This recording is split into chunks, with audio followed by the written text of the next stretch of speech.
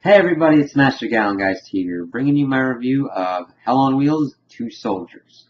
So, this episode showed us some interesting backstory to the Swede, and we saw him like hanging around a campfire, talking with the soldiers and everything, using his harmonica and singing and all having a good time, when a group of Confederate soldiers comes in and captures them all and has them in Andersonville, and the Swede goes through a lot of ordeal crap there, where his harmonica's taken away.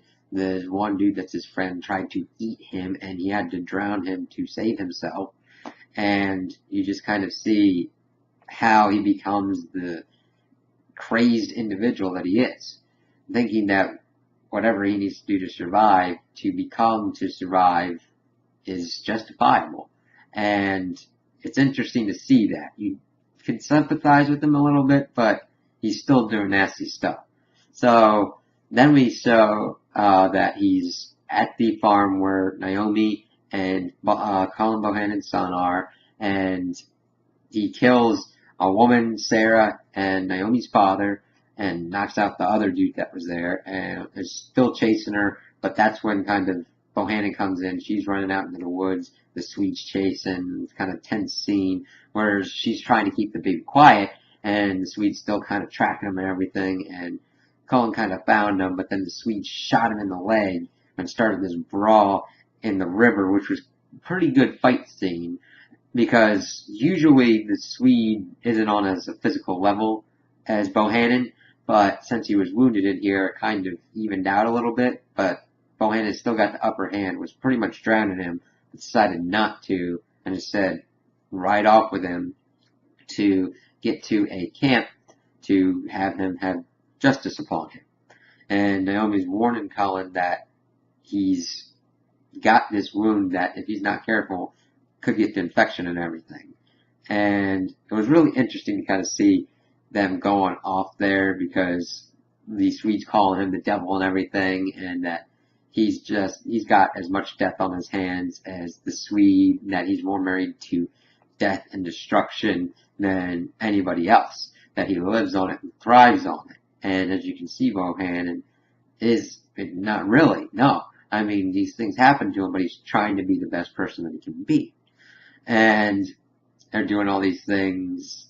He kind of stops this snake from biting the Swede, and then they eat it and all that. And we got a really intense scene where Bohannon used some bullet cartridges to try and cauterize the wound and kind of clean it and seal it up.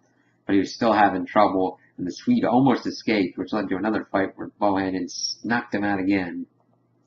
And he's like firing off the rounds to get the people at the camp, because the Swede thought the camp was like 60 miles away, but I was like, there it is, 40 miles. And the Swede tried to go off, but failed and everything, and Bohannon was like out for 4 days, but they had the trial and everything, and they were sentencing the Swede to be hung, and he's trying to get out of it. He's like, please let me have the harmonica and everything, because this one soldier was playing it, and he wouldn't, and he's like, nope, that's your last supper, eat it. And Bohannon comes in, and they're like talking, and the Swede's like, give me your forgiveness, like shoot me, and he's like, nope.